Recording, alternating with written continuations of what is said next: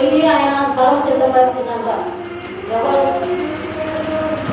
వాటిలో ఉండే నేను మీకు స్థలం సిద్ధపరిచిందా, నేను స్థలంలో మీరు హోముగా నేను ఉంటుందని దీంతో మాట అన్నట్టుగా మనకి స్థలం సిద్ధపరిచిందంట. ఆ స్థలం కోసం మనం ఎదురు చూడాలంట. ఎదురు చూస్తే మనకి ఏదైనా ఉంది కానీ మనుషులను నిందించి, మనుషులని అపహాసించి, మనుషులను ద్వేషించి, మనుషులను దూషించి, మరి ఒక మంచి మరి మనసాక్షిని పాడు చేసుకోవడం అవసరం లేదు. ఈ హృదయము దేవుని హృదయం పాడు చేస్తే దేవుడు మనల్ని పాడు చేస్తాడు. మన కళ్ళు, మన శరీరం మనం స్వాధీనపరచుకోవాలి, మన హృదయం స్వాధీనపరచుకోవాలి, మన అంతరంలో మనం స్వాధీనపరచుకుంటే దేవుడు మాట్లాడతాడు. దేవుడు మాట్లాడాలంటే ఓటమే మాట్లాడతావు. దేవుడు మాట్లాడాలంటే మరి హృదయంలో ఉన్నటువంటి మురికి, చెత్త, జడాలను, పాపము, అక్రమము, అన్యాయం అంతా కూడా కొట్టివేసుకొని దేవుడి సన్నిధిలో మోకరించి ప్రార్థన చేసుకొని ఉపవాసం ఉండి బాత్రూంలో కూడా ప్రార్థన చేస్తున్నాను నేను. ఎందుకంటే దేవుడి సన్నిధిలో పని కూడా తీరిక లేక, పని కూడా కొంచెం తెరలేడుతూ ఉన్నప్పుడు సమయం లేదయ్యా అని మరి అట్లా ప్రార్థన చేస్తేనే దేవుడు ఇంత సమీపంగా ఉన్నాడని. ఈ సంవత్సరాలు కూడా నేను చెప్పలేనయ్యా, నా వల్ల కాదు అంటే నీ వల్ల కాకపోతే నీకు అనారోగ్యం పెడతాను అంటున్నాడు. నీకు ఓపిక రాదంటున్నాను. అందుకనే నా జీవితకాలం నిజమేనయ్యా, మరి నేను చదువుతాను. అందుకనే దేవుడి తల్లిలో మనం ఎప్పుడైతే నిర్మలమైన మనసాక్షి కలిగి వర్తనం అంటే వర్తనం కాదు, పోయిన అంటే పోయినం కాదు, మరి ఏదైనా వాక్యాన్ని సిద్ధపరచుకోవాలా, మనం సిద్ధపరచుకోవాలా. ఎవరికి చూసి ఎవరో బలహీనైనరు, ఎవరో ఏదో మాట్లాడుతుంటారని వాళ్ళ వైపు చూడకూడదు. అసలు మన పిల్లలు మారుతుంటారా, మనం బాగుమా, మనం కూర్చోబెట్టుకొని మన పిల్లలకే మనమే కాగలేకపోతే మన పిల్లలకి ఏం చెప్పుకుంటాం, మనమే ప్రశ్నిస్తారేమో, నువ్వు బాగుమా నువ్వు నాకు చెప్తాను కానీ. అందుకని వాళ్ళ వరకు మనం ఏం సిద్ధపరచాలా, తండ్రిగా తల్లిగా ఏం సిద్ధపరచాలంటే రక్షణ సిద్ధపరచాలా. రక్షణ కుమారి కూడా బాప్తిస్మం తీసుకోవడానికి రక్షణ పొందుతానంటుంది. నా తమ్ము కూడా చదువుతున్నామా, దేవుడు నమ్ముకో, దేవుడు త్వరగా రాబోతున్నా అందులో ఇవన్నీ చేసుకొని ఇవన్నీ అప్పులు చేసుకుంటే ఎక్కడికి పోతామమ్మా అని చదువుతున్నాం. ఏమో కూడా చెప్తున్నాము, వీటిలో రాండి. దేవుడి సన్నిధిలో దేవుడు మాట్లాడుతూ దేవుడి సన్నిధిలో మరి మీరు ఎంతో వేలని నేను అందరూ కూడా చెప్తామన్నా.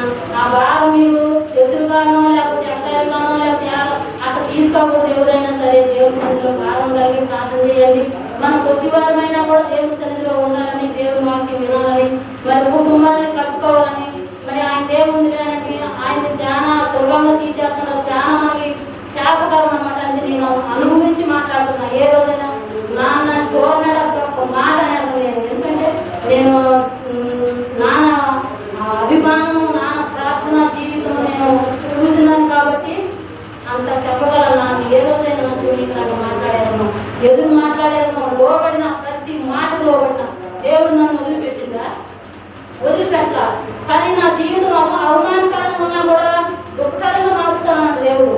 బూడిదిగా ప్రతిగా భూదాన్ని ఇస్తానన్నాడు దేవుడు. ఆ వాక్యాల ద్వారా నాతో మాట్లాడిండు. బూడిదికి ప్రతిగా అవమానకరంగా అనుకుంటున్నాను, బూడిదికి ప్రతిగా భూదాన్ని ఇస్తా, దుఃఖములకు ప్రతిగా ఆనంద లైలాన్ని ఇస్తానన్నాడు దేవుడు. బాధభరితమైన ఆత్మకు ప్రతిగా శుద్ధివస్త్రాన్ని ఇస్తానన్నాడు దేవుడు. అట్లా మాట్లాడిన ప్రభా ఏ స్థితిలో ఉన్నానయ్యా, నేను చాలా పేదరికంలో ఉన్నానయ్యా నేను అన్నప్పుడు అయ్యమనుడు ఇద్దరు తలుపులు ఎరగొట్టి ఎనుక గడిలను పగలగొట్టి అంధకార స్థలంలో నుండి నేను నీకు దామను సిద్ధపరుస్తానన్నాడు దేవుడు. మరి దామను సిద్ధపరచలేదా, నాకు ఏ పొరప దేవుడు చేయలేదా? మామకు ఫలించిండు దేవుని సన్నిధిలో.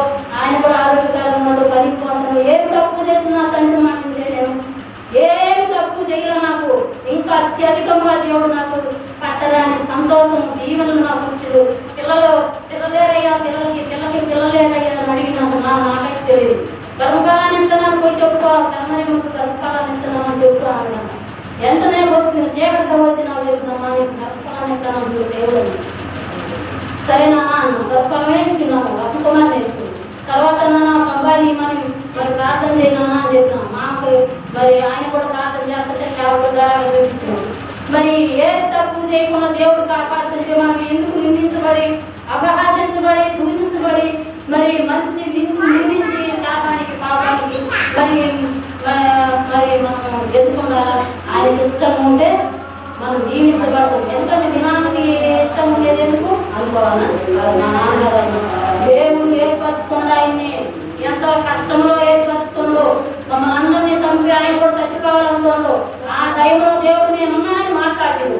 నేనున్నా నీకు భయపడలేదని మాట్లాడాడు. అగ్ని మధ్య నడిచినప్పుడు కాలిపోవు, కాల్చవు, జ్వాలలు నిన్ను కాల్చవు, యెహోవా నాకు నేను నీకు తోడుగా ఉన్నానన్నాడు.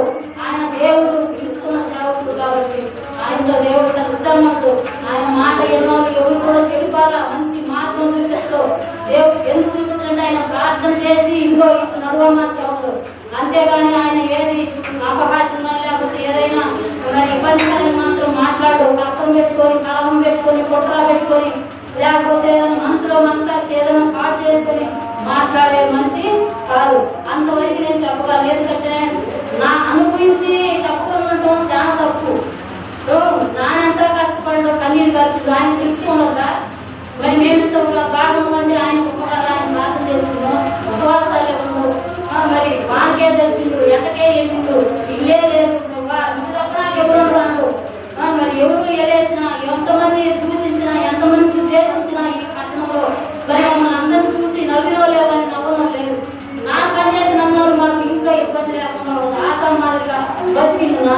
ఒక ఆశామి ఎంతగా మీకు ఎన్ని ఎకరాలు ఉన్నాయో మీకు పొలం డబ్బులు ఉన్నాయి కదా, ఈ డబ్బులు ఉన్నాయి కదా, మీకు ఎంత పొలం ఉందని అడిగింది చాలా మంది. కానీ అది ఎంత పోయినాక దేవుడి కొరకు సమర్పించుకున్నాక దేవుడు చాలా ప్రాధాన్యతలో ఉంచినా కూడా నాన్న భయపడకుండా మరి పిల్లలకు ఆహారం లేదనుకోకుండా ఆదివారం పని పిలిచినా కానీ ఆదివారం నేను రానని ఖండితంగా చెప్పేవాడు. వాళ్ళకి పోయా పిల్లలకు అలవలేదు కానీ ఉంటే అమ్మ కూడా వచ్చేవాడు. అంత గట్టిగా ఉంటేనే దేవుని చంద్రలో ఇస్తుంది. దేవుని చంద్రలో ఆస్తులు లేకపోయినా, అంతస్తు లేకపోయినా, డబ్బు లేకపోయినా పరలోక రాజ్యంలో మరి దేవుడు అసలైన అన్నని మార్చిన దేవుడు. అన్నను మార్చిందయ్యా, అన్నను మార్చయ్యా అన్న అక్కడే ఉన్నాడు ప్రభా. మేమైతే ఆడుతున్నాం కాబట్టి మేము నాన్న చుట్టే ఉన్నాం, మరి నాన్న అక్కడే ఉన్నాం. మరి అన్న దేశంలో ఉన్నాడు, ఆయన ఒక్కడే ఉన్నాడు ప్రభా. ఎక్కడ ఏ కీడు అపాయం రాకుండా మార్చయ్యా, ఆయన మార్చ ప్రభా.